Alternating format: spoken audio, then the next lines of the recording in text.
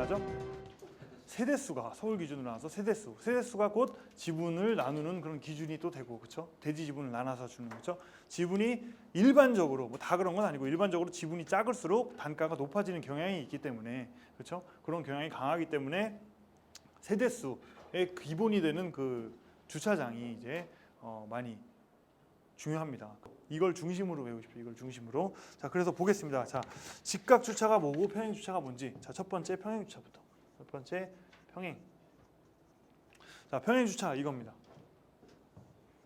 자, 이게 도로고요.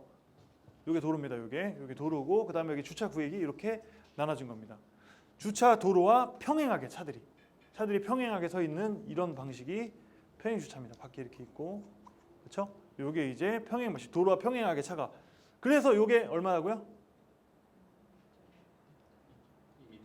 2m라니까요. 평행. 이거는 평행 주차. 2m에 여기가 6m. 자, 뭐냐면, 자, 그러면 직각 주차 한번 그려볼게요. 그리고 먼저 도로 뭐 이런 건 냅두고 이제 일단 두 번째가 직각.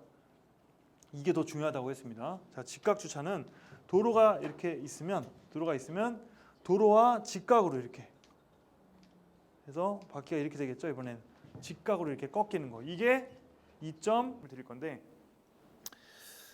기본 일정에 이제 토지 매입, 설계, 건축 허가, 뭐 시공사 선정, 융자, 뭐 착공 승인, 사용 승인, 뭐 입주 이렇게 구문이 되어 있는데 다들 알고 계시는 그런 단어들에 알고 계시는 그런 내용입니다. 자, 근데 요 내용들이 어떻게 조합이 되는지 이제 이거 같이 해야 되고 뭐 이런 일정들이 잡혔는데, 제가 말씀드린 게 모든 사업, 그 다세대 신축 사업 진행하시기 전에 내가 이 사업에 돈이 얼마가 들어가고 가격이 얼마가 책정되고 어떠한 사업진지를 미리 판단하시라 그랬잖아요. 그렇죠? 사실은 이런 것들 설계 부분 당연하고 요 허가가 나오는지 또는 심의를 받아야 되는 사항인지 다 미리 판단하셔야 됩니다. 미리 판단하셔야 되고, 시공사 현장 사실 여기 중도금 타이밍쯤에 하셔도 상관없죠. 근데 이것도 공사비가 얼마인지, 그리고 어떤 믿을 만한 업체를 찾아가지고 해야 되는지는 사실 모든 게 최초에 다 계획이 돼 있어야 됩니다. 계획이 돼 있으시고 타이밍만 있다라고 보시면 돼요. 이때쯤에 뭐 이제 확보는 해 놓으시고 뭐 계약을 한다든지 시공 계약을 한다든지 이때 타이밍이 그렇지, 미리 다 판단을. 융자는 안 그렇습니까? 융자는 이 땅을 내가 매입을 했을 때 얼마만큼 대출이 나올 수 있는지 미리 안 보고 자금 계획을 뭐 여기는 50% 무조건 나와라고 진행하셨다가 안 나오면 어떡해요? 그러면 그 돈 뭐 예를 들어 10억에 50% 5억이었는데 40%밖에 안 나온다. 1억은 또 어디서 메꿉니까? 그렇죠? 처음에 최초에 들어가기 전에 이 기본적인 이 융자까지의 과정은 모두 계약 시점, 토지 매입의 요 계약 시점 이전에 이루어지는 게 맞습니다. 그래서 모든 사항들, 뭐 토지 매입의 계약 이전에, 토지 매입 계약 이전에 설계는 나오는지, 하다못해 가설계라도 그 설계 업체까지 선정을 미리 해놔야 되고, 그 다음에 허가가 나오는지 또는 이게 승인을 받아야 되는 사항인지 공법적으로 당연히 검토하셔야 되고, 이 지역은 조용면적 60제곱미터 이상은 안 되더라, 또는 뭐 그 이상만 되더라, 뭐 이런 것들, 그런 거에 대해서 미리 다 판단하셔야 되고, 시공사도 미리 다. 이거를 나누고 2 해주니까 6.5, 6.6 정도가 떨어져야 되는데 2m하고 2.9, 4.9밖에 안 떨어지니까 뭐 1.89 내 정도 들어오겠구나. 아까 도로 사선에서도 들어오고 뭐 이렇게 되니까 그냥 이 선 자체에서 한 2m 들어오면은 지장이 없겠구나.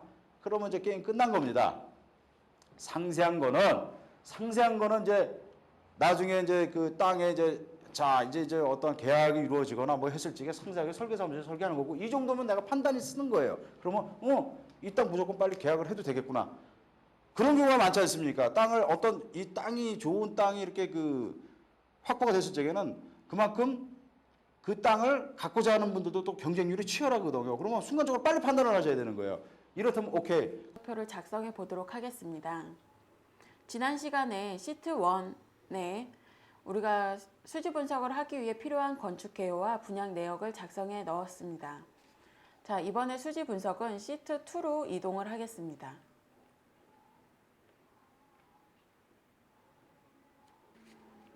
시트 2의 이름을 수지 분석으로 바꾸겠습니다.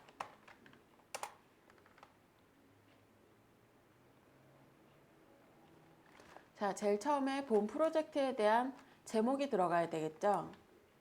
자, 한글 자음에 미음을 누르신 다음에 한자키 특수 기호를 넣어주겠습니다. 마포구 합정동. 제일 먼저 진행이 되는 부분이 바로 터파기입니다. 경계 측량에 의해서 결정된 경계점에 의해 내 건물이 어떻게 앉혀질 것인지 그 위치를 정하고 그 위치대로 터를 파는 것이죠. 실제 터파기를 했을 때 진한 파란색 테두리 변으로 진한 파랑을 띠고 있는 부분이 실제 지금 확대되어 있는 부분 모양대로 터파기가 진행이 됩니다. 이런 식으로 터파기가 진행이 됐을 때 화면상에 보이시는 대로 터파기 이후의 대지 형상은 이런 모양이 되겠죠. 아까 보셨던 그 철근의 두께와 배치 간격이 실제 시공을 했을 때 사이즈가 맞는지 줄자를 통해서 확인을 하실 수가 있겠죠. 그리고 가장 중요한 것은 보양, 양생이라고 말씀을 드렸는데요. 콘크리트 타설 후에 잘 보존해서 굳히는 것을 바로 양생이라고 하고 바로 이 콘크리트의 생명이라고 할 수 있습니다. 그래서 이 옥상 부분에 남는 부분을 활용을 해서 주민들한테 주민 공동시설로 이용할 수 있게끔 서비스 개념으로 이런 부분을 시공을 합니다. 다세대 주택에 있어서는 이 천호동 현장이 최초라고 보시면 돼요. 그러니까 남들보다 한 번 더 입주민의 입장에서 생각을 한다라고 하면